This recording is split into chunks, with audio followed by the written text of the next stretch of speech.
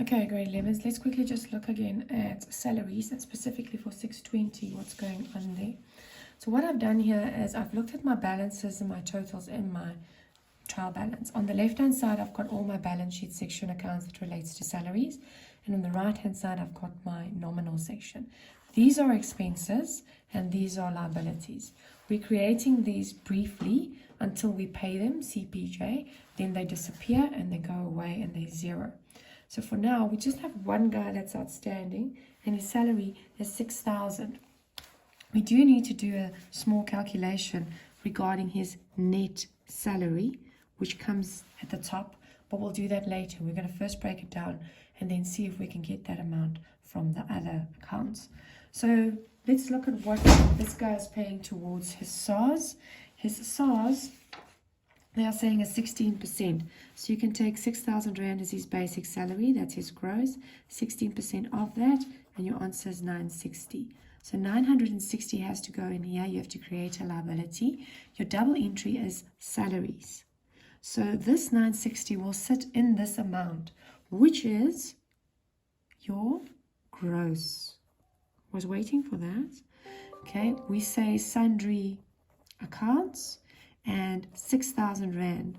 So you will see that 960 is inside that 6,000 Rand. I'll highlight them at the end for you. Then we go to the next part, the UIF fund. The UIF fund, they mentioned to us there that that is 1%. So if his salary is 6,000, 1% of that is 60 Rand. Note there's no balance here. Obviously, I'm up to date with that payment. I've done that already. Only going to have the 60 Rand here. So the 60 Rand goes into that 6,000. Then the next question, the medical aid fund. They say that is 330. That's a standard amount. You don't have to calculate anything. So if I now take my highlighter and I take this 960, the 60 Rand there, and the 330. If I add them up and I try to get to 6,000, I need to fill this up. I will get the difference of 4,560. This also goes to salaries.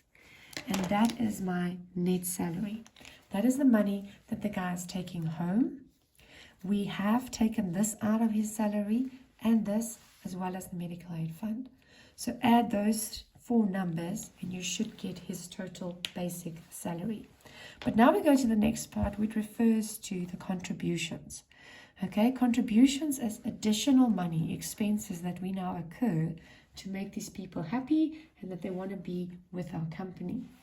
So they do mention at the bottom, it's just one sentence, that it's Rand for a Rand for the UIF and for the medical aid.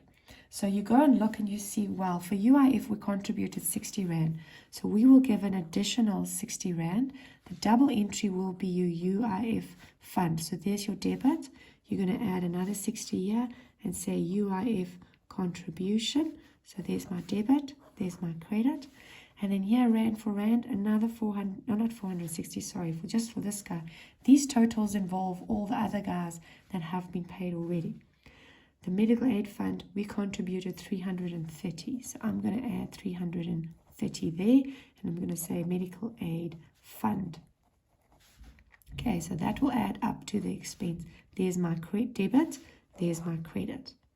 So if you look at this, your contributions is some additional money that you add. Sorry, I haven't written this one. I should say medical aid fund contribution 330. And that was supposed to be the circled one. See? Okay. So these orange ones are just for the contribution. So at the end of the day, we owe the UIF 120 Rand. One part I took out of the salary, the other part I gave additionally as an expense. And the same happens here with medical aid. But there's still another 60 Rand outstanding. So now when you do your financial statements, you need to make sure that whatever is here on the left, the liabilities, goes to the balance sheet. Whatever is here on the right goes to the income statement. So at the end of the day, you've got some expenses, only 3 of them, and you've got lots of liabilities. They are all going under payables because you have not paid them yet. If they were to mention you've paid them, then none of these would have existed.